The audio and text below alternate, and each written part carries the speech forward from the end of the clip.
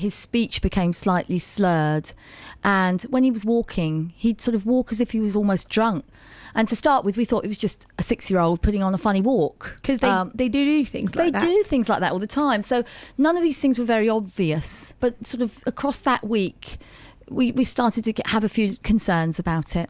So you took him to the doctor, and of course he didn't know him as well as you did, and probably thought, well, you know, it will pass. Or was that kind of the idea? Yeah, I mean, he literally said there was nothing wrong with him. He was fine. But because I'd just started a new job and I had new routines, William consequently had new routines as well. They thought perhaps he was getting a little bit stressed and a bit concerned about that, and that might be the reason. But they certainly had no medical concerns at that point. So then what happened after that? Well, we just went on with our daily work and routines, etc., for another week, and just kept an eye on him because we were still not convinced, and he just got worse over that following week. His eyes didn't seem to be focusing as well as he could. His smile seemed to be just slightly droopy on one side, a bit like somebody who'd had a very slight stroke. And this is really only things that, you know, a mum or dad would notice. It's only you seeing him every day, but eventually you did. Did you take him to A&E at one point? Yes, we took him to A&E as well in that first week, and they told us there was nothing wrong with him as well. But again, they were so subtle, these things. It was very hard. To be fair to them, it would have been very difficult for them without serious tests to have spotted anything, I think, at that point. But the second week, yes, we went back to the GP. He could see definite changes in him since the previous week, and at that point we were sent straight to our local hospital. And did you have an inkling at that point of what you thought might be wrong? I think we did. I think we knew that it was something to do with the brain because sadly I'd lost my brother a couple of years previously to a brain tumour.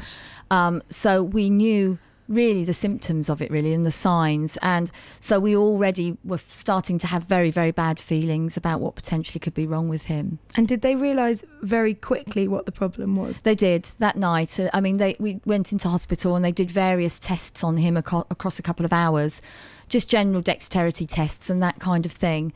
And at the end of that, they said they were concerned that he had an issue with his brain, and they sent him down for a CT scan, which did show that he had a tumour. And I mean, how did you cope with that diagnosis when they told you? Completely devastated, I have to say. I mean, as I say, I think we already were prepared for it. I think we already knew that that's what it was going to be. That's what they were going to find, really. So yes, I mean, we just sat there and just fell to pieces, really. But I suppose at that stage you were thinking, you know, we can get through this, we can do this. But oh gosh, so sadly, only a couple of days later they said that, you know, the prognosis wasn't looking good and that it was going to be terminal. Yes. Yeah, I mean, we were transferred to a proper neurological hospital, actually Southampton Hospital, who specialises. And yes, they confirmed that he had a diffuse pontine glioma, which is actually based in the brainstem. Which is obviously the main sort of nerve centre for the brain, if you like. Everything is controlled from there. Of course, because it all goes sort of, you know, to use crude terminology, like up and down and through that. Absolutely. So it's an inoperable area of the brain. So any treatment would have to be sort of chemotherapy, and chemotherapy just doesn't touch this kind of tumour. There's no treatment for it except radiotherapy. And he did start having some treatment.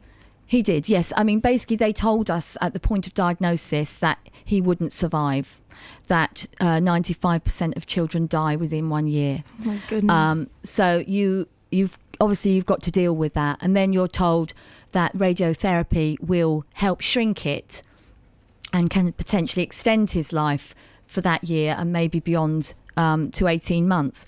So basically, you're looking to try and give him a good quality of life and to improve the time he's got left, which is why we went and took the radiotherapy route. How do you get your head around from 3 weeks ago, perfectly healthy child running around, probably not eating his fish fingers, to suddenly looking at that? How do you do it? Well, I think the answer is you don't really.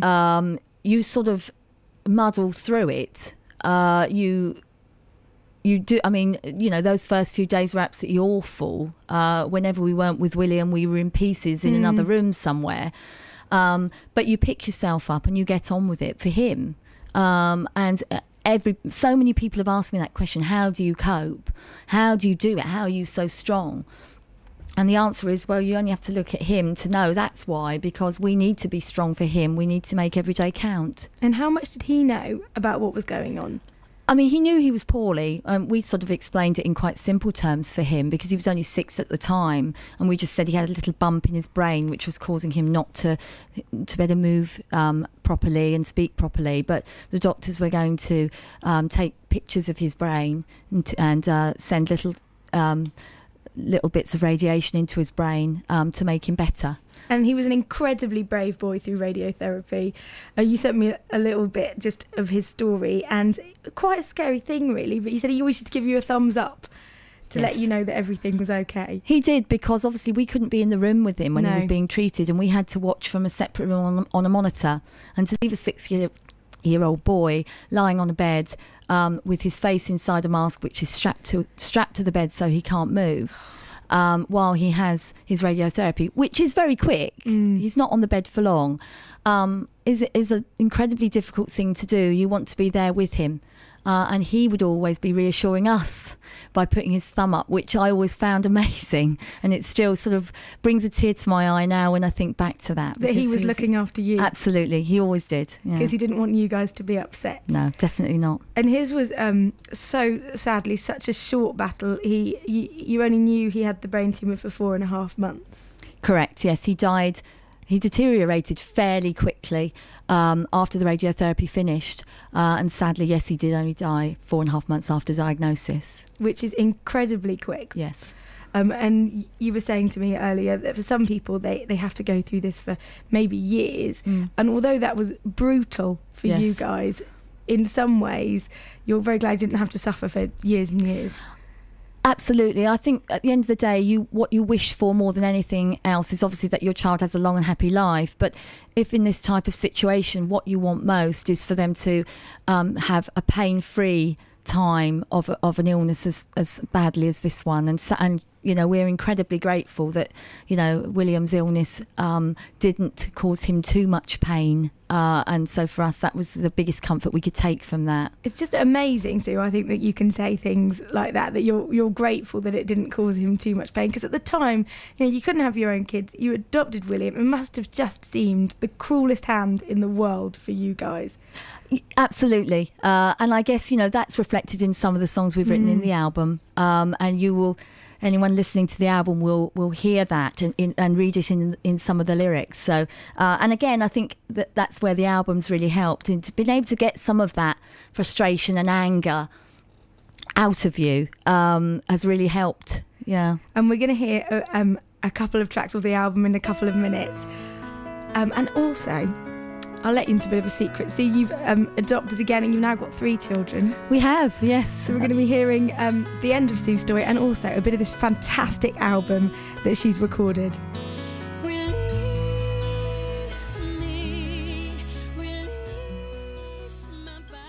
That's Agnes and Release Me here on BBC Radio Berkshire. Suzanne Courtney in for Sarah, and my guest in the studio is Sue De Silva, who is a mum from Hook, and she's been talking about her son William, who she adopted with her husband in 2001, and very sadly William died when, well, he was just 7, yeah, just 7 years old. And she's recorded an album with her husband, because you're semi-professional musicians, yes, as a commemoration of him.